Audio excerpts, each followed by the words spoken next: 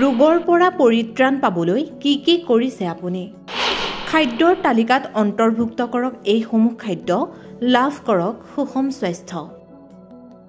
সুষম খাদ্য বুলিলেই ফল-মূলৰ কথা আমাৰ মনলৈ আহে। ইয়াত অত্যাৱশ্যকীয় পুষ্টিকৰ উপাদান থাকে যিয়ে বিপাকীয় ক্ৰিয়া আৰু সামগ্ৰিক স্বাস্থ্য বৃদ্ধি কৰাত সহায় কৰে।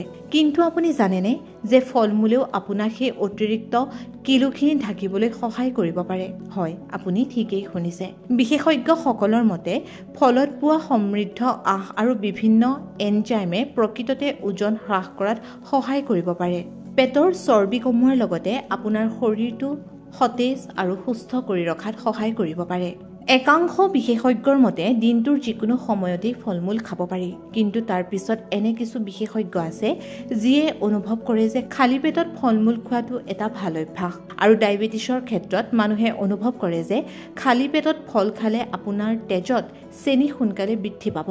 খাদ্য বা জলপানৰ সৈতে ফল যোগ কৰিলে ইয়াক প্ৰতিৰোধ কৰাত সহায়ক হ'ব পাৰে। বহুকেইজন বিশেষজ্ঞৰ মতে বেছি সময় কাটি ৰখা ফল খোৱাটো আমাৰ স্বাস্থ্যৰ বাবে উপযুক্ত নহয়। এনে ফলৰ পুষ্টিকৰ উপাদান সহজে হেৰাই যায় আৰু মানুহৰ খোৱাৰ উপযোগী হৈ নুঠে। ফল-মূলত কেলৰি কম আৰু আঁহ বেছি থাকে, যাৰ ফলত সামগ্ৰিক কেলৰি গ্ৰহণ হ্ৰাস পোৱাৰ লগতে দীৰ্ঘদিন ধৰি ভৰপূৰ অনুভৱ কৰাত সহায় কৰে।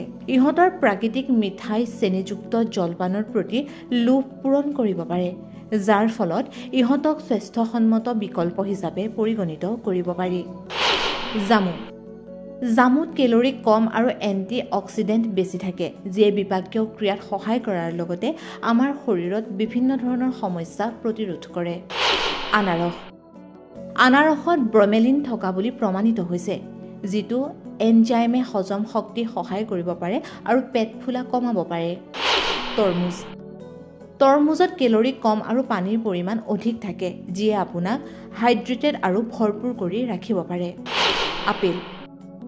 বহু লোকৰে প্ৰিয় আপেলত প্ৰচুৰ পৰিমাণে আঁহ আৰু পানী থাকে, যিয়ে আপোনাক ওজন হ্ৰাস কৰাত সহায় কৰিব পাৰে। নাচপতিত অধিক আঁহ থাকে, যিয়ে আপোনাক ভৰপূৰ অনুভৱ কৰাত সহায় কৰিব পাৰে। কম কেলৰি থাকে নাচপতিত, যিবোৰে একেলগে ওজন হ্ৰাস কৰাত সহায়ক হৈ পৰে। কমলাত প্ৰচুৰ পৰিমাণে ভিটামিন চি আৰু আঁহ থাকে, যিয়ে আপোনাক সন্তুষ্টি অনুভৱ কৰাত সহায় কৰিব পাৰে আৰু ওজন কমোৱাত সহায়ক হৈ পৰে।